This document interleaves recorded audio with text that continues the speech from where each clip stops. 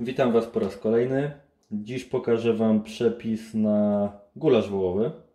Gulasz można podawać z kaszą gryczaną, bagietką, plackami ziemniaczanymi. Wariantów jest naprawdę wiele. Co będzie potrzebne nam do przygotowania dania? Mięso wołowe, ja tutaj mam około 400 gram, pokroiłem w kostkę 2 na 2 cm.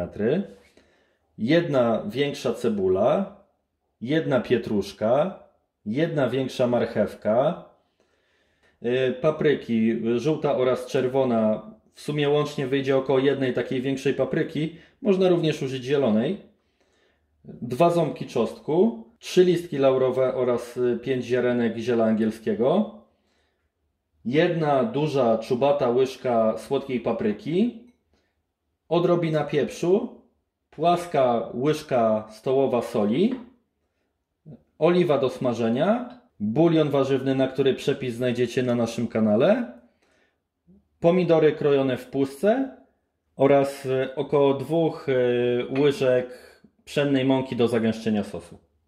Dobrze, zaczniemy od pokrojenia naszej cebuli. Cebulę kroimy w takie półksiężyce. Będziemy ją smażyć razem z czosnkiem.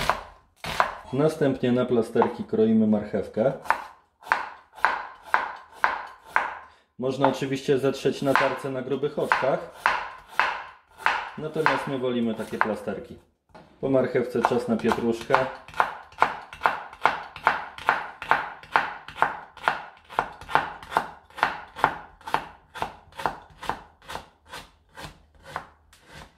Oraz naszą paprykę. Paprykę staramy się kroić w małą, drobną kostkę. Kiedy wszystkie warzywa są już pokrojone, przechodzimy do smażenia. Na patelnię wlewamy 2 łyżki oliwy. Czekamy, aż oliwa nabierze odpowiedniej temperatury. Na początku wrzucamy naszą cebulę oraz dodajemy 2 ząbki czosnku.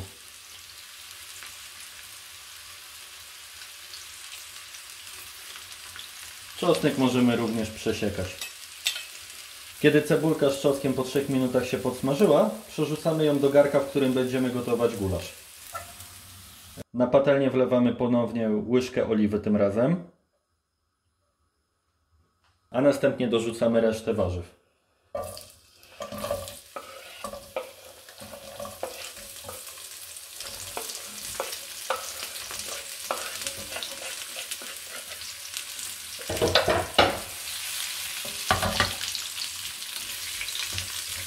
I również obsmażamy około 3 minut.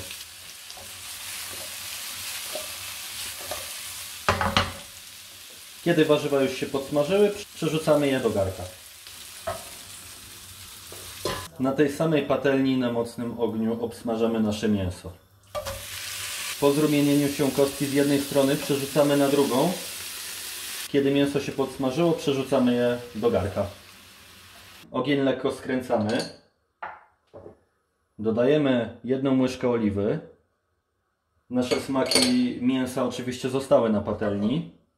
Rzecz dość istotna, dodajemy słodką paprykę. Podsmażamy ją, żeby wydobyła smak.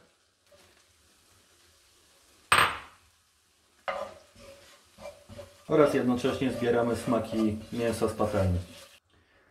Przerzucamy ją do garka. Garnek z warzywami i mięsem wstawiamy na mały ogień i dolewamy puszkę naszych pomidorów, litr warzywnego bulionu,